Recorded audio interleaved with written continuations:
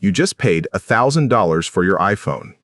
Or maybe it was $999 because Apple is very smart about that. Maybe you financed it. Maybe it was $33 a month and you barely noticed.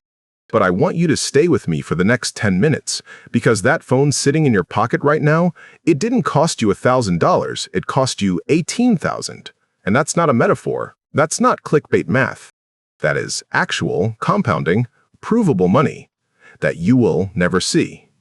Because of a decision most people make without thinking twice. Today, we're going deep on the concept the financial industry does not want to explain clearly. Because if you truly understood it, you'd buy a lot less of the things they're selling you. It's called opportunity cost. And once you see it, you cannot unsee it. Let's start with the iPhone. The average person upgrades their smartphone every 2.5 to 3 years. And each time, there's a reason. Better camera, faster processor.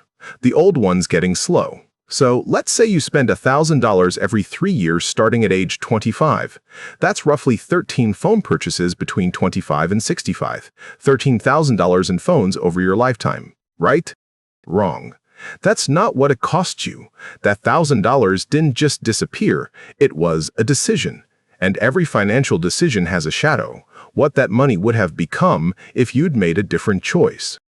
If you had invested that $1,000 at age 25 instead of upgrading, at the stock market's historical average return of around 8%, compounding every single year until you're 65, that $1,000 becomes $21,700. One phone upgrade, one decision. $21,000, gone.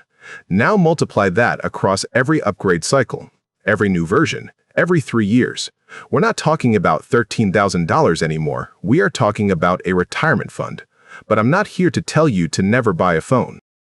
I'm here to show you why the sticker price on everything you buy is a lie. The real price is always higher, much higher, and nobody is showing you the receipt. Opportunity cost is the value of what you give up when you choose one option over another. Economists understand this instinctively. Most of us were never taught it. Here's the simple version. Every dollar you spend has a next best use. When you buy something, you're not just spending money, you're also deciding not to invest it, not to save it, not to put it somewhere that grows. That is the cost you never see on any price tag. And when you factor in compounding, the way money multiplies on itself year after year, the gap between the sticker price and the real price becomes enormous. Let me run the actual math on 5 purchases most people make without blinking. First, the iPhone, $1,000 every 3 years. Sticker price over your lifetime, $13,000. Real cost, with compound growth forgone at 8%, $127,000. You don't just spend $13,000 on phones. You sacrifice $127,000 in wealth. Second, the car upgrade. You need a car? Fine. But at 28, you choose the $36,000 car instead of the $28,000 car. Because of the sunroof and the touchscreen. That $8,000 difference, invested from 28 to 65 at 8%, $119,000. The sunroof cost you $119,000. Third, daily coffee, $6 a day. Classic example. I know, but the math is still brutal. $6 a day is $180 a month, $2,000 a year. From age 25 to 65, $86,000 spent on coffee. Invested instead, over $600,000. I'm not saying don't drink coffee. I'm saying know the price. Fourth, subscription creep. $150 a month in services you barely use. The average person spends $200 to $300 a month on subscriptions. Streaming, gym apps, software, meal kits, half of which they've completely forgotten about. Cancel just $150 of those. Invest it instead from age 28. By retirement, $1.8 million. $1.8 million. From canceling things you forgot you were paying for. Fifth, accessories. Phone cases, AirPods, cables, chargers. $200 a year feels like nothing. Over 40 years of adult life with compounding, $58,000. For things that mostly get lost or break. Total real cost of those 5 habits? Over $2 million. That is not exaggeration. That is 8th grade algebra applied to real consumer behavior. The math is not complicated, but nobody shows it to you. Because the economy depends on you not doing it. So if this math is so simple, why doesn't anyone talk about it? Because approximately $18 trillion in annual consumer spending depends on you not running these numbers. Think about how products are marketed to you. Apple doesn't tell you that upgrading your iPhone costs you $21,000 in future wealth. They tell you about the titanium frame, the improved low-light photography. Amazon doesn't remind you that the Prime membership you barely use is quietly compounding into real money every month. Every single marketing message is engineered to make the sticker price feel like the total cost. Because the moment you calculate the real price, you stop buying. But it goes even deeper than marketing. There's a psychological reason why opportunity cost is invisible to most people.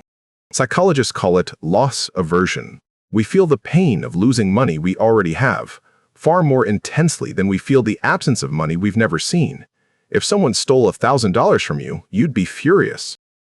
But the $21,000 you didn't build because you upgraded your phone, that money never existed in your account. You never felt it leave. So it doesn't register as a loss. That asymmetry is the entire foundation of modern consumer culture, and it's made worse by how we use credit. $33 a month doesn't feel like $1,000. Monthly subscriptions don't feel like annual payments. 0% interest for 12 months doesn't feel like the full price. Our brains respond to immediate, concrete pain, not abstract future costs. The financial industry has spent decades engineering around that weakness. The result? Most people in their 30s are spending at a level that will make their 50s extraordinarily difficult. Not because they're irresponsible, not because they're financially illiterate, just because nobody showed them the full price tag. Let me introduce you to Alex. Alex is 29, works in marketing, makes $78,000 a year, which is genuinely good money. Better than most people his age. He's not reckless. He has a budget app on his phone. He checks his bank balance more than most people he knows. He thinks of himself as pretty financially responsible. Here's what Alex spent money on this year without really thinking about it. He upgraded his iPhone in March. $9.99. His old one worked fine, but the battery was draining faster. He financed it. $33 a month. Barely noticeable. He's paying for Netflix, Hulu, HBO Max, Spotify, a gym he goes to maybe twice a month, an Amazon Prime membership, and a meditation app he opened 4 times since January. That's about $190 a month. New AirPods because the last pair broke. $179. New phone case. $45. Portable charger. $40. Coffee most mornings. Not every day, he's not a monster, but 4 times a week, $6 a pop. Added together, Alex is spending roughly $8,400 a year on things he'd describe as just kind of how life is now. None of it feels extravagant. None of it shows up as obviously wasteful in his budget app. But here's the number Alex never sees. If Alex invested that $8,400 per year starting at 29 at 8% annual return by age 65, he would have $1.97 million, nearly $2 million. Not from some dramatic sacrifice, not from eating rice and beans or living without heat. From redirecting money that is currently disappearing into a phone he didn't need, subscriptions he doesn't use, and coffee he could make at home. Alex isn't poor. Alex isn't irresponsible. Alex is just playing a game where nobody showed him the scoreboard.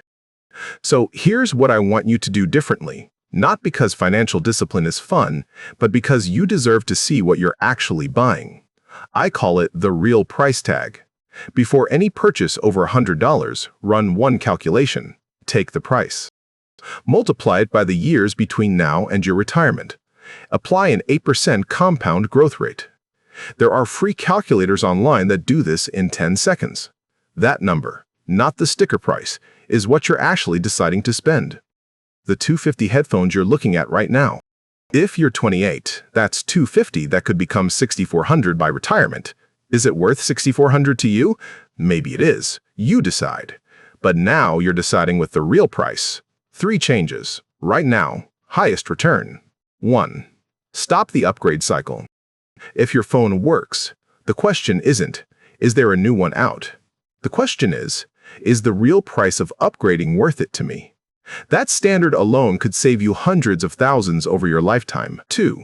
Audit your subscriptions. Today, Open your bank statement, find every recurring charge, cancel anything you haven't actively used in the last 30 days, 20 minutes, tens of thousands of dollars in compounding wealth. 3.